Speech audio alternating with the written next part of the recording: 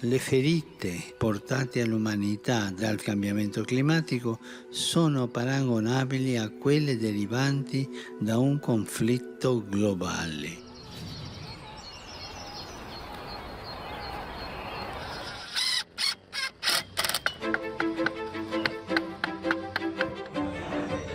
I'm Gabeira. I'm a big wave surfer from Brazil. I grew up to be a surfer and to be in the ocean and to love the blue. My name is Licypriya Kangujam. I'm 11 years old. I'm an Indian climate activist and founder of the Child Movement. I'm working as a special envoy for the President of Timor-Leste.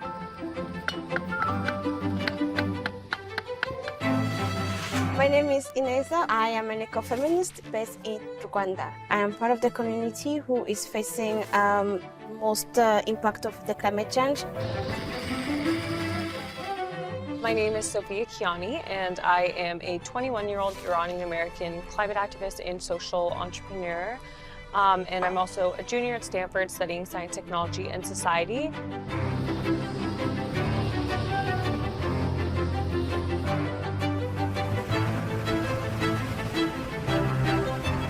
We face tremendous challenges. I mean, not only are we scientifically showing that we're coming close to unmanageable and irreversible changes, we're also, unfortunately, not seeing policy, economy, societies acting in par with what the scientific evidence is showing is necessary.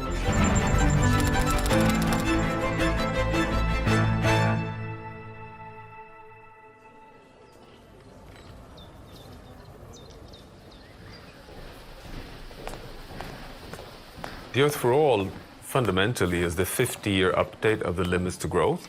The Limits to Growth was this seminal report led by a group of system dynamics modelers at MIT, coordinated by the Club of Rome in 1972, that for the first time tried to project the future of the world economy and world development into the future. And what we decided was it was time to do the 50-year update.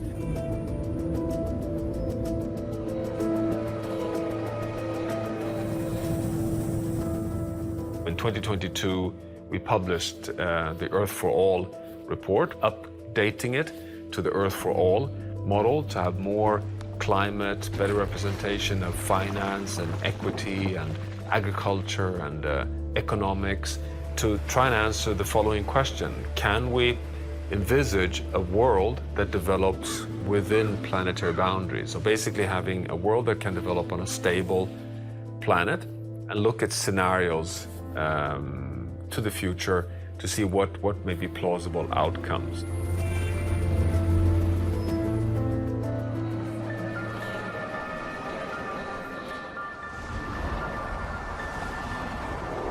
We realized that we couldn't just do the modeling. We needed to bring the modelers together to look at the integrated elements of how we shift today's society in order to function within finite boundaries and what types of solutions we needed. We came up with two key scenarios. One, which is the business as usual scenario, or the too little too late scenario, and the other, which is the giant leap scenario. And what we saw very clearly was that in the too little too late scenario, which is basically today, we would not actually bridge the gap between the poverty line and the wealthiest. And therefore, this is a little bit what we call the road to hell.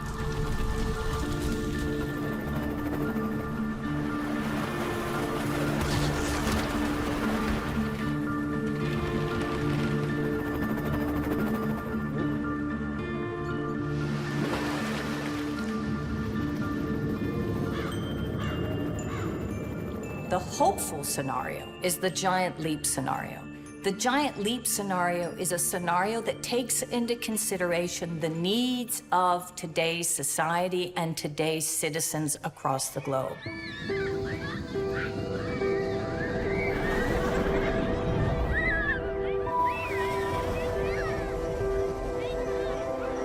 The too little too late pathway will just gradually take us into very, very dangerous territory.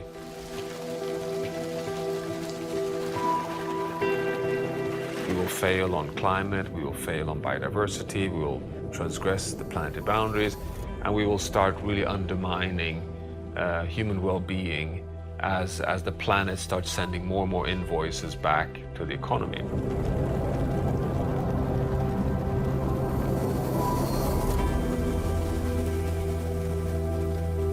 The giant leap trajectories takes us essentially towards a trajectory that can give better outcomes for humanity in harmony with a stable and manageable planet.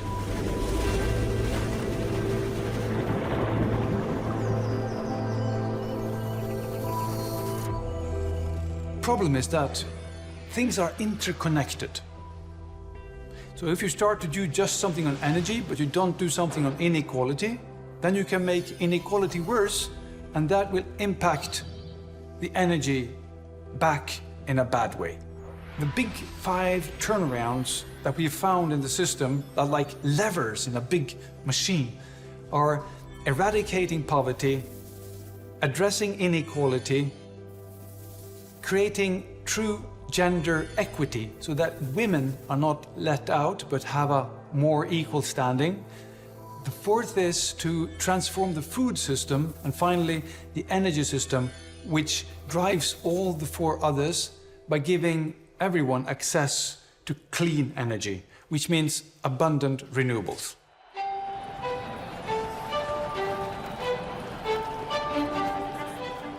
Il dovere del conclave era di dare un vescovo a Roma. I miei fratelli cardinali sono andati a prenderlo quasi alla fine del mondo, ma siamo qui.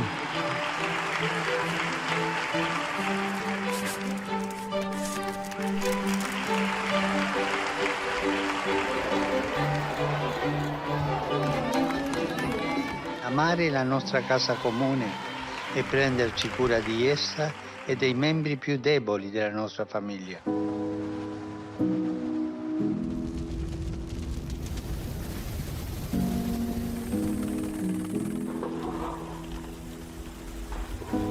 L'abbiamo inquinata, l'abbiamo depredata, mettendo in pericolo la nostra stessa vita. Per questo si sono formati vari movimenti internazionali e locali per risvegliare le coscienze. Señora, no sea indifferente!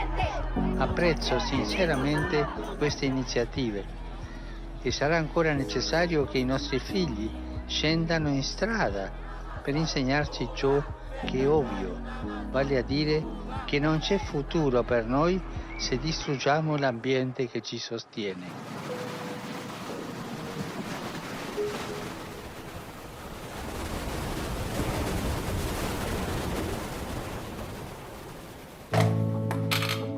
I feel like athletes, when we're pursuing our goals, we're very, in a way, selfish. We're very self-absorbed to be on the top of our games.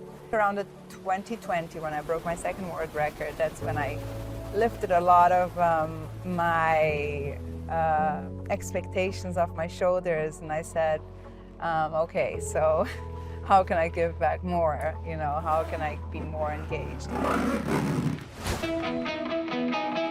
The ocean is facing enormous challenges, from habitat destruction to overfishing. It's something we have to act on now.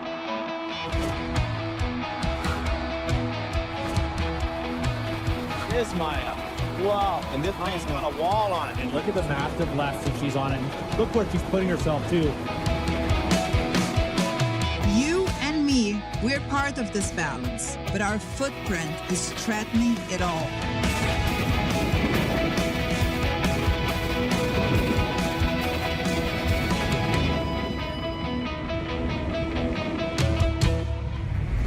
When I was a kid, I faced lots of climate disasters. I saw many innocent people losing their lives, many small children losing their parents, their homes. There was a thought coming up in my mind that Why should I be silent? Why aren't our leaders doing anything about this kind of environmental issues? So I had to raise my voice, I had to speak up. Let's fight together!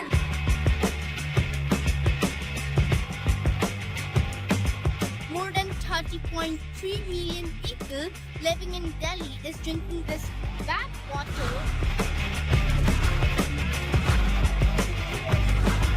So we are just requesting. No, beta.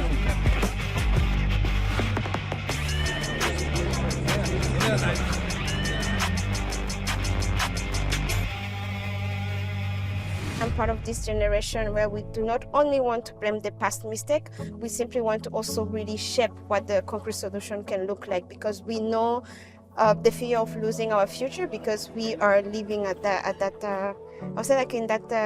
ending line. It is time for our political leaders to address the need of vulnerable community already facing climate impact. It is a matter of urgency and justice. Adapting to climate change is no longer an option. We cannot adapt to starvation. We cannot adapt to extinction.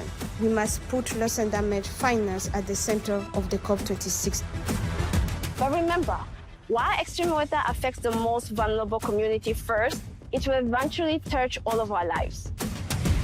Growing up, I would visit Iran during the summers, and I was struck by how awful the air pollution was, which is when I realized that I, as a young person, had the opportunity to make the people around me aware of this crisis that our planet is really facing. We need leaders to stop lying.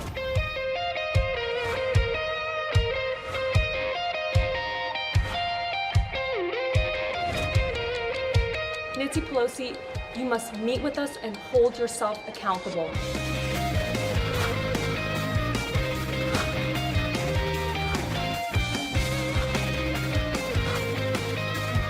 We need female leadership now more than ever.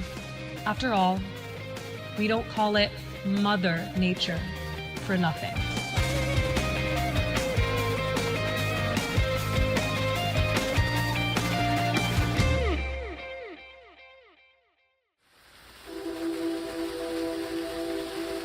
Sono passati più di 50 anni da quando si inaugurò a Stoccolma, il 5 giugno 72, la prima grande conferenza delle Nazioni Unite sull'ambiente umano. I declare open the United Nations Conference on the Human Environment. Essa ha dato il via a varie assise che hanno convocato la comunità internazionale a confrontarsi su come l'umanità sta gestendo la nostra casa comune. We are here to protect the human environment today and for future generations.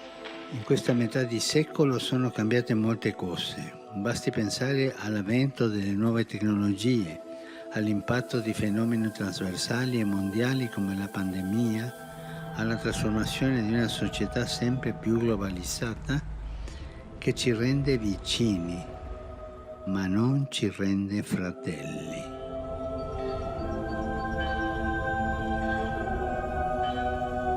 I'm very excited to meet the Pope and just to see him in real life, and it's kind of surreal. I'll only believe it when it happens. He is the most important figure on really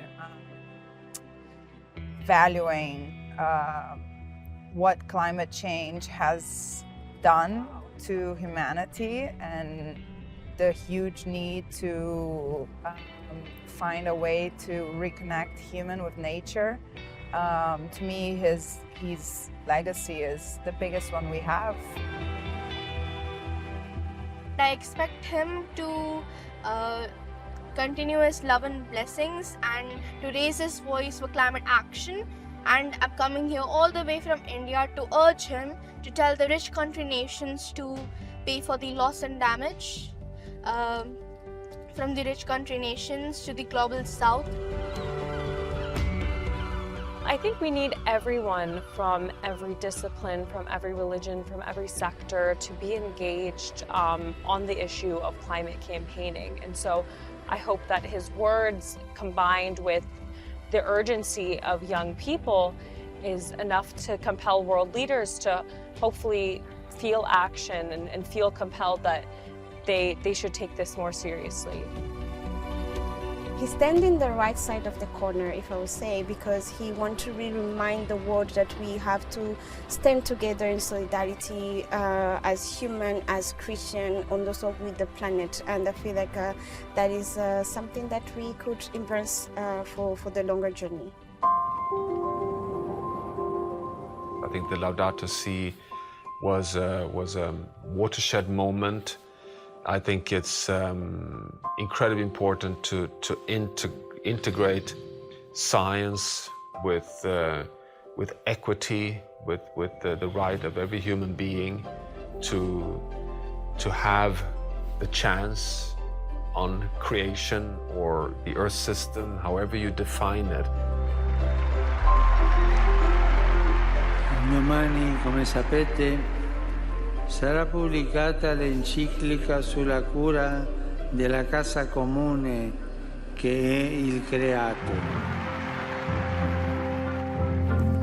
Il pontificato di Papa Francesco è caratterizzato da una forte attenzione verso la responsabilità, richiamare la responsabilità di ciascuno di noi nei confronti dell'ambiente. Nel 2015 pubblica la Laudato Si, l'enciclica dedicata alla cura della casa comune. Va identificata la casa comune non soltanto come le quattro mura all'interno delle quali risediamo il pianeta, ma anche considerando coloro che la abitano attualmente e coloro che la abiteranno anche in futuro. Questa nostra casa si sta rovinando e ciò danneggia tutti, specialmente i più poveri.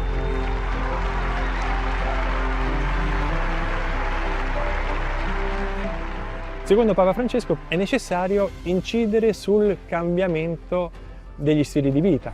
Parliamo di processi educativi volti a rafforzare quella che nella Laudato Si viene chiamata ecologia integrale. Non possiamo essere soltanto preoccupati per la natura, ma questa preoccupazione è inseparabile dagli altri tre aspetti: la giustizia verso i poveri, l'impegno di ciascuno di noi nella società e la pace interiore.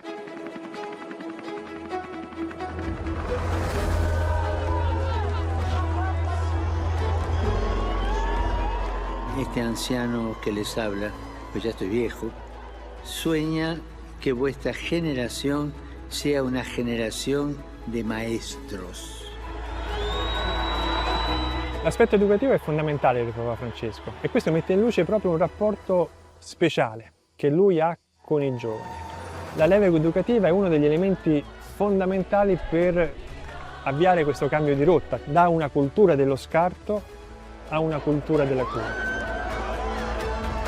Maestros en humanidad, maestros en compasión, maestros en nuevas oportunidades para el planeta y sus habitantes, maestros de esperanza y maestros que defiendan la vida del planeta amenazada en este momento por una grave destrucción ecológica.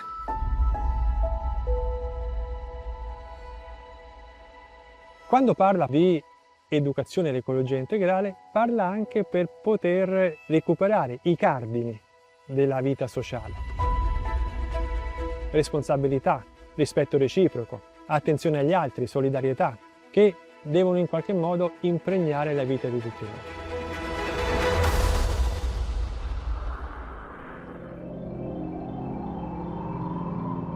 We've identified 9 planetary boundaries, and these are systems that we all understand and know so well are fundamental for our human well-being. You have the climate system, of course, a stable climate system, but also the nature boundaries of keeping biodiversity at adequate levels, a stable hydrological cycle, what I call the bloodstream of the whole Earth system, land system change. All the big ecosystems are configured in a way to keep the planet in a functional state. But then we also have a carbon cycle regulating the climate system, but also nitrogen phosphorus cycles that are fundamental in regulating the health of the ocean and the health of ecosystems on land. These are what I call the biosphere boundaries of water, biodiversity, nutrient, land. These are fundamental. But then you also have the boundaries of a stable ocean, the boundaries of chemicals, so micropollutants, all forms of plastics, all forms of persistent organic pollutants everywhere, all the way to nuclear waste and heavy metal overloading. Today, we see from the evidence that in the 1950s, we go from a planetary-wise limited impact on the whole planet, and then we enter the Anthropocene, the geological epoch, when we start exponentially rising the pressures on the planet. And what's so important to recognize is that we're hitting the ceiling of the coping capacity of the planet. And our latest scientific assessment shows that 6 of the 9 boundaries are outside of this safe space.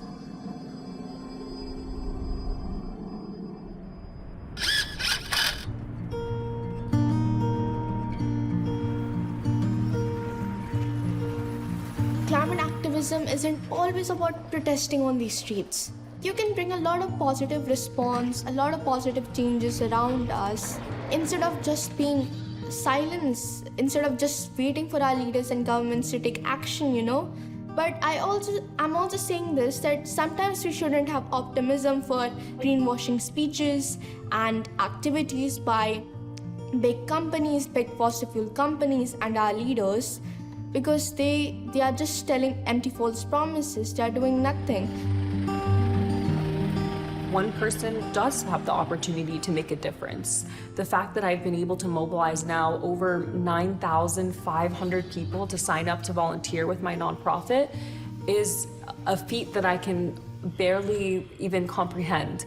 And I hope that it inspires other young people to see that there is so much power and potential in using our voices to get people to pay attention to issues like climate change, and every single one of us should feel empowered to speak out about things we care about. It is quite much easier to be negative around it because the political change does not meet the sense of urgency. It's not hard to be able to feel the pain of others, when you see climate migration, when you see poverty, when you see inequality, so you just have to look around and we gotta lead with education, we gotta lead with society wanting to change. Change is extremely difficult. We only change when we're completely pressured against the wall.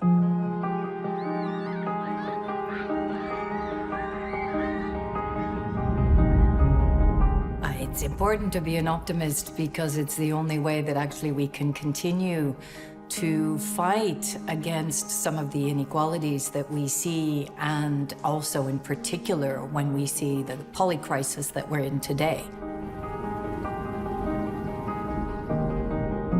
Actually, I have a problem with the word optimist. There is a quote I like so much. To be truly radical today means to make hope seem possible, not despair convincing. That exactly is what we're trying to do in Earth4All. The problem is we are up against very large systemic structures that do not change easily in a few years or a few decades. So we will feel that we lose.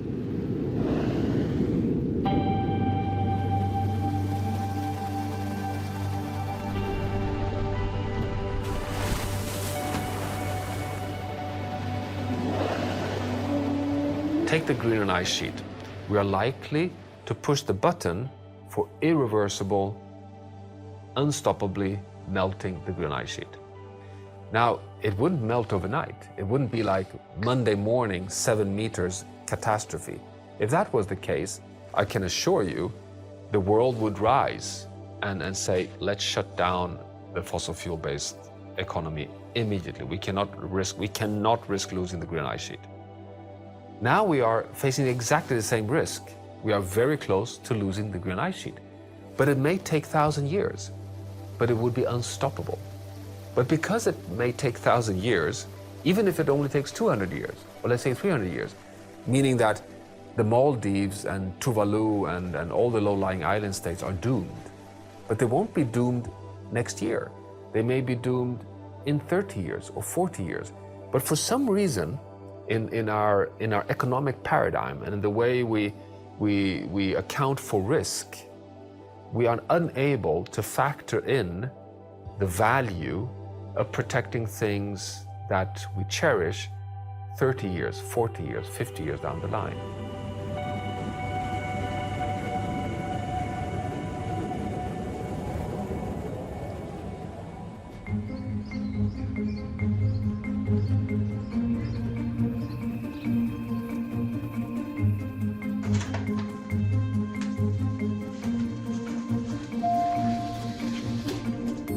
Hi, Maya. It's nice to meet you. Nice to meet you, sisters.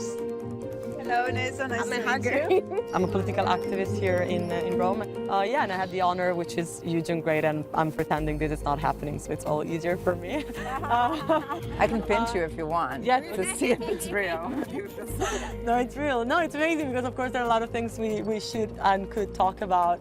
But I think the first is like how you feel.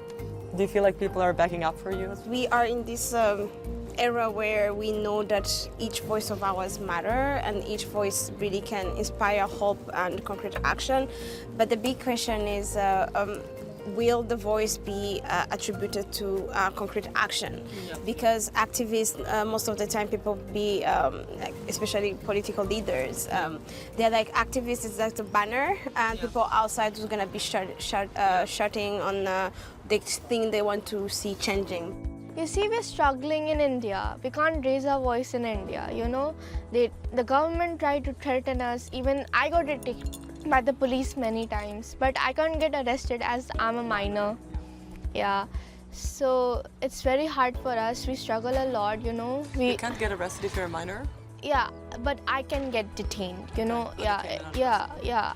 I have been to many police stations already, so it's pretty hard for me and for other people too. So like, we can't really raise our voice. They threaten my family, they threaten me that if you stop this, then we will do nothing to you. But if you continue this, we will arrest your family, we will do this, we will do that. So it's not fair, you know. What we're doing is just for our right, like clean air to breathe, clean water to drink, and clean planet to live. I love your focus really on saying how we need to also like leverage this into solutions. I think that's something I've been thinking a lot about coming here, because I think obviously the significance of meeting the Pope and talking about the intersection between religion and protecting the planet is something really significant because it presents a new way of reaching people with this message. I remember I was reading somewhere it said like, out of all of global philanthropy dollars, it was like 40% goes to the church and then 2% goes to climate. And so to be able to really show that these priorities are joint priorities, I think presents an exceptional potential solution for engaging more and more people on this issue. What can I say? I mean, I've been just schooled by everyone and I'm probably the oldest one on the table. I love it. I was always like an ambassador for different campaigns, but I never really felt like I was doing much. I mean, I was just saying things and they came from the heart, but you know, they were using my image and I didn't feel like, I still don't feel like I do a lot, you know, when I say things.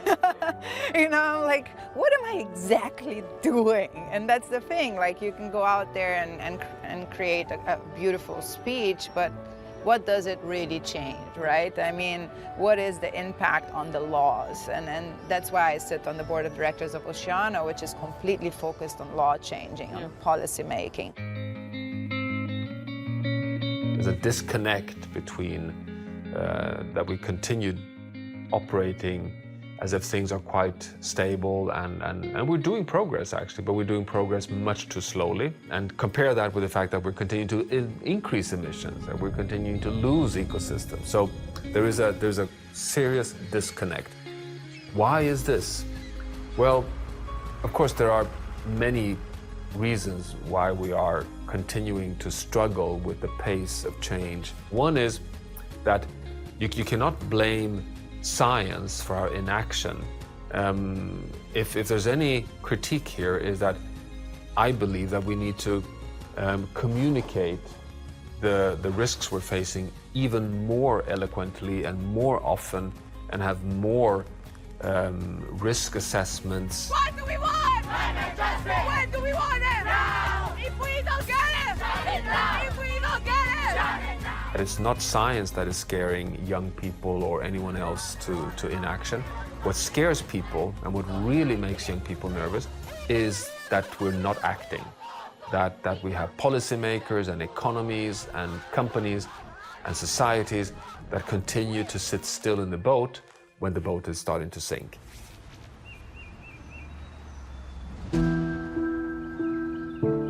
Il fenomeno del cambiamento climatico ci richiama insistentemente alle nostre responsabilità. Esso investe in particolare i più poveri e i più fragili, coloro che meno hanno contribuito alla sua evoluzione. È dapprima una questione di giustizia e poi di solidarietà. Le ferite portate all'umanità dal fenomeno del cambiamento climatico sono paragonabili a quelle derivanti da un conflitto globale. E questo non è esagerazione, no? Un conflitto globale dove il vero nemico è il comportamento irresponsabile che ha ricadute su tutte le componenti della nostra umanità di oggi e domani. I think it's incredibly important that His Holiness Pope Francis is very much through Laudato Si', through our common home. He has been very much on this side of the fight, and I would say on the good side. He has continuously indicated that we must actually work together to shift from extractive economies and to service people, most importantly focusing on poverty and inequality. I mean, this is very much what Earth4All indicates across our book. What we are saying is that it's the social tensions. It's the tensions between the haves and the have-nots that are going to be the most explosive. That will be our greatest demise and our greatest risk for survival of humanity, even more than our planetary boundaries and the issues that we see around climate change. Taking a video for my friends from home and my parents. Hey, we're going to meet the Pope. Il cambiamento di questo modello è urgente e non può essere più rinviato. Dobbiamo consolidare il dialogo sul modo in cui stiamo costruendo il futuro del pianeta. I just want to request to His Holiness Pope Francis to include climate education as a mandatory subject. Abbiamo assistito a una crescente sensibilità riguardo all'ambiente e alla cura della natura, maturando una sincera e dolorosa preoccupazione per ciò che sta accadendo al nostro pianeta. He gets to have like a strong perspective of what global solidarity means. Gli esperti evidenziano chiaramente come le scelte e le azioni messe in atto in questo decennio avranno impatti per migliaia di anni. It's troubling for me to think that even the Pope, in all its power, and being the most influential activist on climate change, hasn't been able to change things really. Economia, diritto, etica, filosofia devono dialogare. Questo dialogo è stato ben messo in luce su un momento importante che Papa Francesco ha convocato il 4 ottobre del 2021. Quel giorno Papa Francesco ha convocato tra i principali leader religiosi e scienziati per riflettere insieme sulle modalità migliori per poter affrontare la crisi climatica. We plead with the international community gathered at COP26 to take speedy, responsible and shared action to safeguard, restore and heal our wounded humanity and the home entrusted to our stewardship. We must use the voice of religion, the voice of respect for each other, the spirituality and coming back to being human again. That transcends all types of spirituality and all types of religious beliefs. And I'm hopeful, and I know that His Holiness has tried to bring different religions together in order to underpin the key messages of our common home. Vennero esponenti delle varie confessioni cristiane, del mondo islamico sia sunnita che sciita, di varie religioni orientali. Si è assistito a una vera volontà di ascolto e di rispetto nei confronti anche degli altri linguaggi per giungere appunto a una convergenza che è quella di capire come insieme riuscire ad avere comportamenti maggiormente in sintonia con una cura della casa comune, con la responsabilità verso Dio ma anche verso il creato e verso gli altri.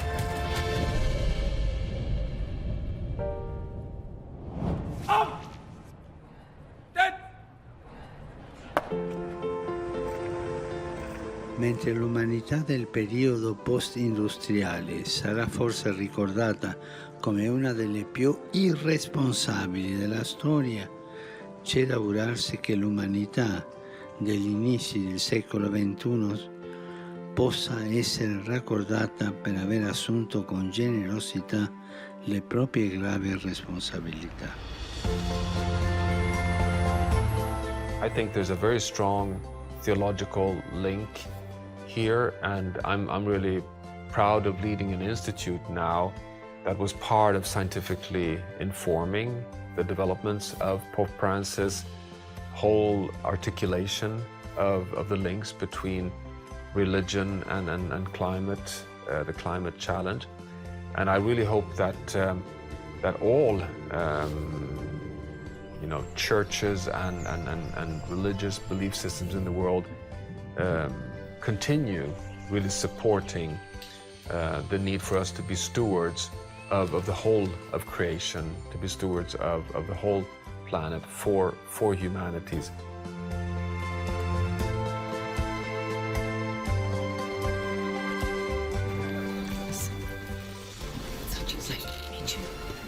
I want to offer you the... Hello, Father. Please sing. This is a token of gift from my estate. God bless you. Thank you. È dapprima una questione di giustizia e poi di solidarietà.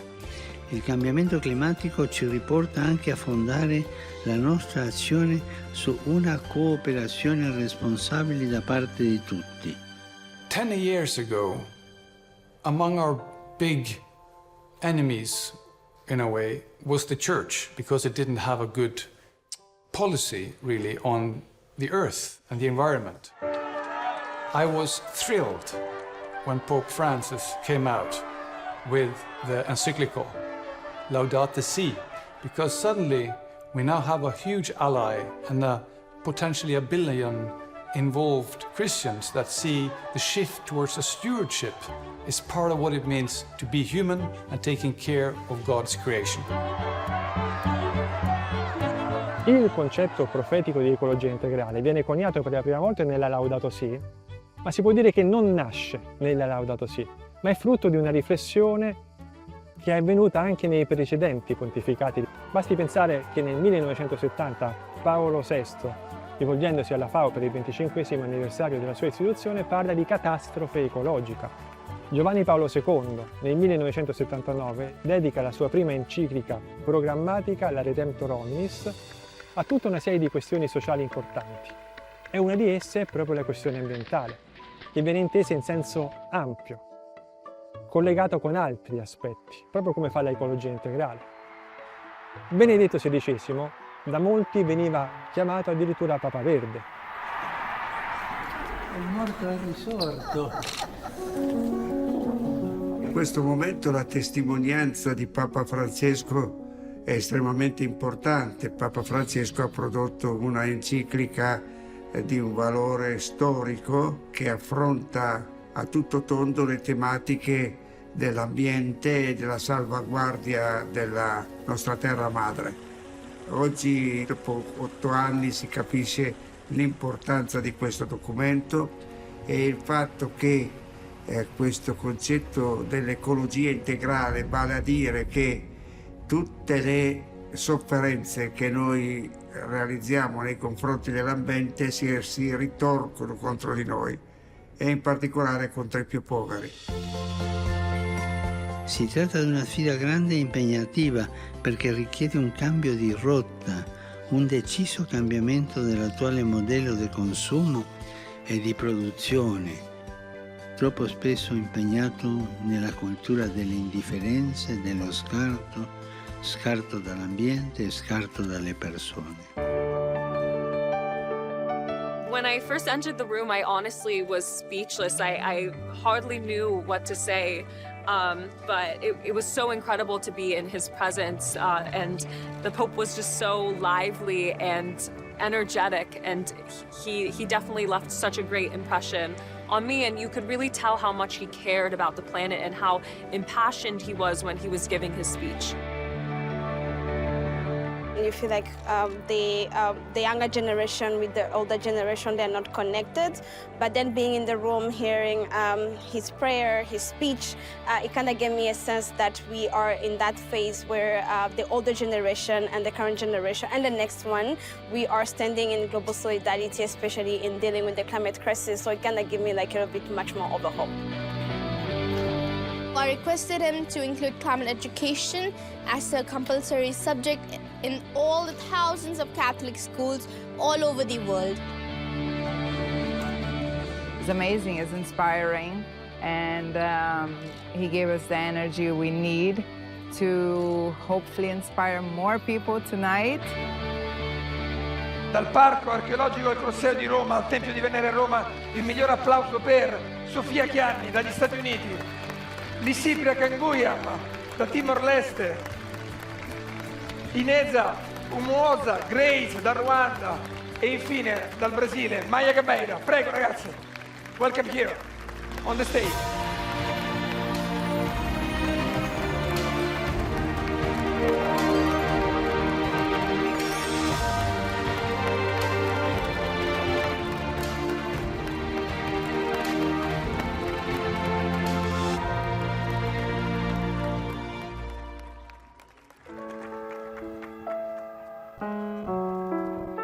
I understand that, change is so difficult. I mean, it might be one of the most difficult things for human beings. We only really change when it's absolutely necessary. And the change we must do now will demand us to tap into a certain idea that our life depends on it. But I'm sorry to say, it is not an idea. It is the truth. Our life depends on it. There is no silver bullet. There is no person or agent or God that will just put things right for us. It is a work of changing the system from within. And in the system we're in, there are three main types of actors. The first is us, the individuals. We are important as a collective, but also as unique individuals and persons. However, we need business to step up too, and they need to implement greener and smarter business models that capitalize on the new opportunities and that interact with consumers, such as me or others that are willing to change, so we get that dynamism between the consumer and the producer. On top of that, government needs to move on. We need to spread these norms about the best solutions in such a way that politicians, seeing the best business and the best consuming patterns, can now make it into a law or regulation, and that will increase the rollout by orders of magnitude. The powerful king composing hallelujah. Last year, after Cyclone Yas, more than 3,000 families were relocated from this island to different locations due to sea level rising. 40% of the insect population has gone. 70% of our wildlife species has gone. 69% of our forest has gone. And 40% of the Himalayan glaciers has gone. There is no mystery to widespread vanishing species so rapidly. We are the cause. There are too many of us demanding too much from our Mother Nature. Poverty, inequality, ensuring that we address empowerment of women, access to clean and affordable, efficient energy, and access to nutritious food within the planetary boundaries. With those key 5 turnarounds, we're talking about a minimum of GDP per annum, per year, across the globe. So capital flows would actually move in this direction, but it would make most economies continue to be able to flourish. But the difference is, and this is the beauty of the giant leap scenario, which is that even though we would go somewhere between 2%, maximum 3% of GDP expenditure in order to realize these 5 key turnarounds, we would move into what we call a well-being economy. Tied you to her kitchen chair. She broke your throne and she cut your hair. The African continent is the world's most vulnerable to the climate impact, but has contributed less to the problem. It is 54 countries together that contributed less than 4% of the global emission. Last month, in Rwanda, more than 100 people died due to a severe flooding and landslide that followed by a heavy rain. Thousands of people were displaced. An entire village was washed away. Women, children are at the front line. There will be winners and losers in the transition. It's quite interesting. We have so much evidence today that the outcome will make us all winners. The outcome in the end, in a sustainable, decarbonized future of a world within planetary boundaries, is a more modern, is a more competitive, is a more resilient, is a healthier, is a more peaceful world for everyone. God always forgives. We sometimes forgive. But when nature, creation, is mistreated, she never forgives. This declaration by Pope Francis shows that we must not just preserve nature for our survival, but also for the spiritual fulfillment of our souls. As the climate crisis intensifies, it's time to rethink our relationship with the environment and to embrace a God-given opportunity to heal the world. È necessario accelerare questo cambiamento di rotta a favore di una cultura della cura. Cultura della cura, come si curano i bambini, che ponga al centro la dignità umana e il bene comune e che sia alimentata da quell'alleanza tra essere umano e ambiente che deve essere specchio dell'amore creatore di Dio. Non rubiamo alle nuove generazioni la speranza di un futuro migliore. Grazie di tutto quello che voi fate.